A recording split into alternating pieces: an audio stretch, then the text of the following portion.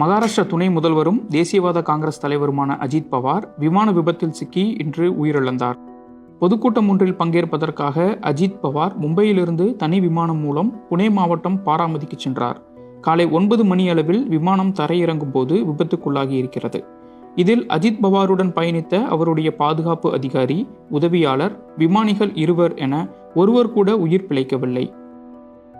விமான விபத்து அல்லது ஹெலிகாப்டர் விபத்துகளில் தலைவர்கள் மற்றும் பிரபலங்கள் உயிரிழப்பது துயரமானதாக இருந்தாலும் இந்தியாவில் இது முதன்முறையானதல்ல.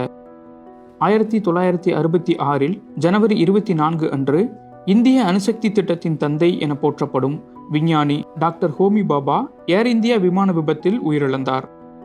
இந்திரா காந்தி ஆட்சியில் மத்திய அமைச்சராக இருந்த மோகன் குமார் மங்கலம் மே 31, 1973 விமான விபத்தில் உயிரிழந்தார். சென்னையிலிருந்து டெல்லி சென்ற விமானம் விபத்துக்குள்ளானதில் 48 பேர் உயிரிழந்தார்கள். இவர்களில் மோகன் குமார் மங்கலம் மட்டும் அரசியல் தலைவர் அல்ல. இந்த விபத்தில் இந்திய கம்யூனிஸ்ட் கட்சியின் எம்பியான கே பால தண்டாயுதமும் உயிரிழந்தார். பஞ்சாப் முன்னாள் முதல்வர் குர்னாம் சிங், ஏஐடியூசி பொதுச் செயலாளர் சதீஷ் லும்பா ஆகியோரும் இதே விமான விபத்தில் உயிரிழந்தார்கள். ஜூன் 23, 1980 மறைந்த முன்னாள் பிரதமர் இந்திரா காந்தியின் இளைய மகன் சஞ்சய் காந்தி டெல்லி அருகே விமான விபத்தில் சிக்கி உயிரிழந்தார். தொழில்நுட்ப கோளாறு காரணமாக அவர் பயணித்த சிறிய ரக விமானம் விபத்துக்குள்ளானது. அப்போது சஞ்சய் காந்திக்கு வயது 34. 1994 பஞ்சாப் ஆளுநர் சுரேந்திரநாத் மற்றும் அவருடைய குடும்பத்தைச் சேர்ந்த 9 பேர் விமான விபத்தில் உயிரிழந்தார்கள். மோசமான வானிலை காரணமாக இந்த விமானம் விபத்தில் சிக்கியது.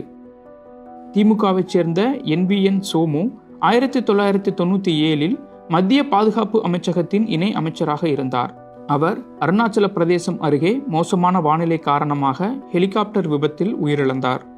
காங்கிரஸ் மூத்த தலைவரும் முன்னாள் சிவில் போக்குவரத்து துறை அமைச்சருமான மாதவராவ் சிந்தியா கடந்த 2001 விமான விபத்தில் உயிரிழந்தார்.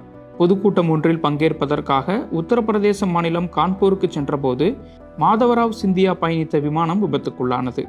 மார்ச் 3, 2002 அப்போதைய மக்களவைத் தலைவரும் தெலுங்கு தேசம் கட்சி தலைவருமான GMC பாலயோகி ஆந்திரத்தில் நிகழ்ந்த ஹெலிகாப்டர் விபத்தில் உயிரிழந்தார்.